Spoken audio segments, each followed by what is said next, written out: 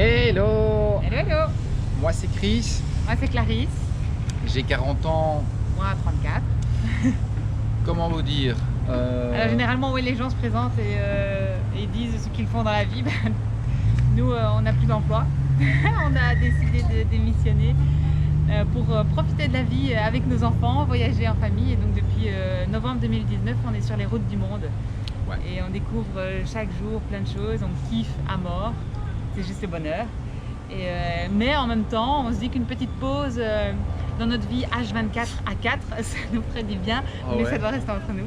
Et du coup, voilà, on s'est dit on va postuler pour Pékin Express, parce qu'on a une longue histoire aussi avec Pékin Express. Oh oui. Alors moi j'ai suivi depuis la première saison, et Christophe, lui, il a embrayé en 2019 quand on s'est rencontrés. En 2009. En 2009, pardon. 2009. Ouais. On est encore jeune, hein. Mais non, on s'est rencontrés en 2009, ouais. Ouais. Et puis en 2010, madame est partie en Australie pour ses études, faire un stage, et donc moi j'ai eu l'occasion de me retrouver. Voilà, de la rejoindre. De faire 20 heures de vol pour rester 10 jours sur place. Il n'y a pas beaucoup qui le font quand même. Non, c'est vrai, mais c'est à ce moment-là que je me suis rendu compte que, en fait, et toi aussi, on s'est rendu compte qu'on pouvait voyager. C'était possible de sortir de son pays. Parce que nous sommes belges. Nous sommes belges. Faut-il le savoir, hein, c'est important. Représenter la Belgique à Pékin Express. Mais et donc oui, toi tu savais. Oui, voilà, moi j'ai toujours aimé les voyages. Toi tu étais plus casanier et tu n'avais pas envie forcément de découvrir voilà, le monde. Enfin soit. Donc 2010, il réalise que l'Australie c'est un beau pays et qu'il y en a peut-être d'autres dans le monde. Et donc on est revenu en se disant un jour on va s'expatrier. Et puis voilà, le retour, la routine.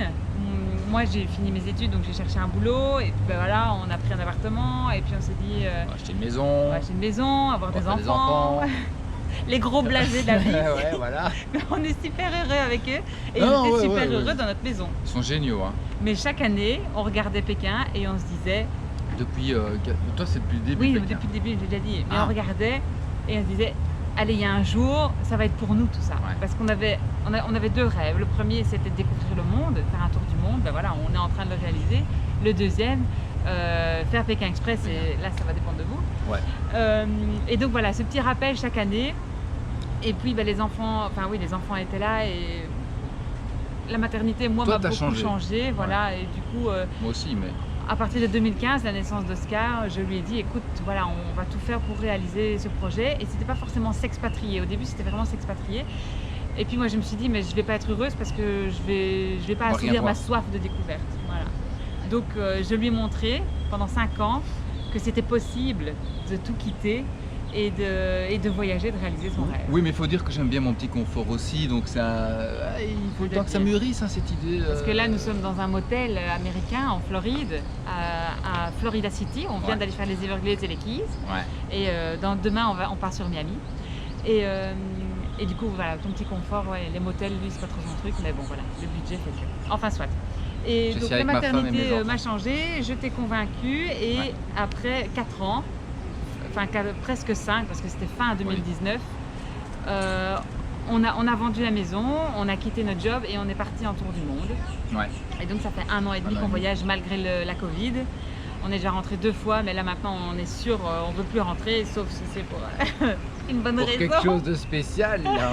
Et alors le truc complètement fou, c'est que depuis le début, moi je me souviens au Myanmar, j'ai tagué Stéphane Rothenberg, et je l'ai tagué plusieurs fois. Il n'a jamais répondu à nos tags. C'est pas gentil. Voilà, alors on a des comptes à régler avec lui, gentiment, et on attend avec impatience votre appel. Oui, et bizarrement, on l'aime toujours, Stéphane. On l'a encore vu avec la finale hier, parce que nous on regarde en différé sur YouTube. Et ouais, on a...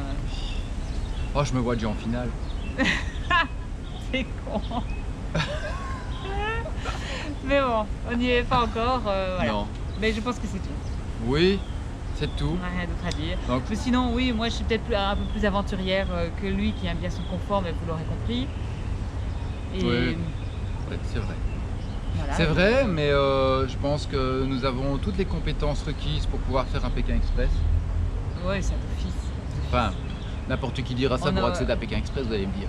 Ouais, mais voilà, on est aventurier, on a envie de découvrir les gens, d'avoir cette petite boule au ventre pour toutes les épreuves. Enfin voilà. Ouais, et puis moi je trouve que pour la 15e saison, ça serait top qu'on soit dedans. Et puis il y aurait une histoire, il y aurait vraiment quelque chose à écrire. Enfin voilà. Donc j'espère que. On croise les doigts. On croise les doigts. Et on vous dit à bientôt. Oui. Vive la Belgique. Ciao.